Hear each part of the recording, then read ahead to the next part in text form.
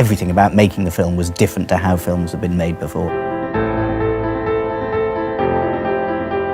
I think it was originally he came to see me at the end of 2009 and just sort of talked through the concept of the film.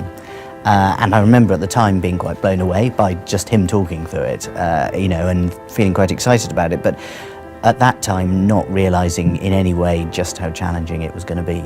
We started to think more about simulating zero gravity, which was a big challenge, how he wanted to push his own sort of film language of the long shots and how he wanted to use more of that than he'd done even before.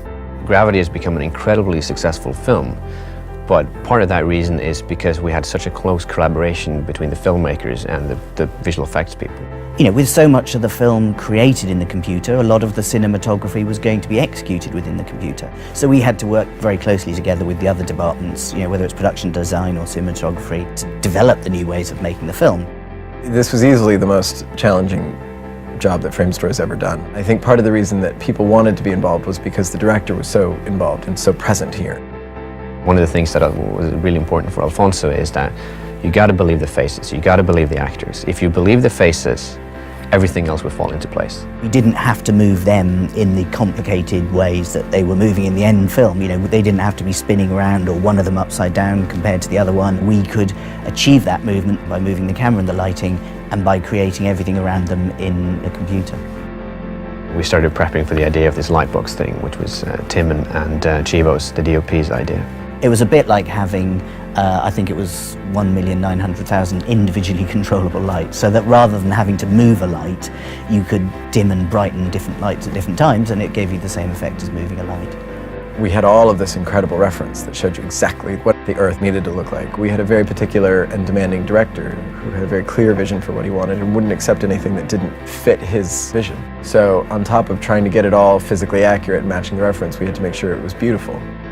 We had a whole team of really gifted matte painters. Every cloud in every shot was a hand-painted asset.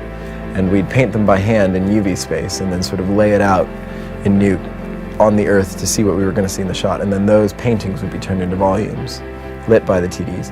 And then those were handed off to compositors who would then sit and put them together and really work them up until it felt like the real thing. We had to come up with many new techniques, and we were pushing existing technology right to its limit. The opening shot would probably stand for a while as a real technical and artistic triumph. I think when you see it, the average audience member doesn't sit back and think, wow, well, they made it one really long shot. It just feels like an immediately immersive experience.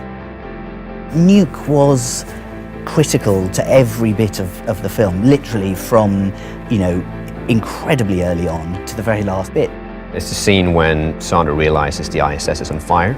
So she comes back into some of the modules and she sees the fires everywhere. It starts to explode. It's basically got everything. I mean, we pushed it to such a limit that I went to John at the Foundry and said, listen, we got a script with 13,000 nodes. And he just went, you're not supposed to have that many nodes in NUKE.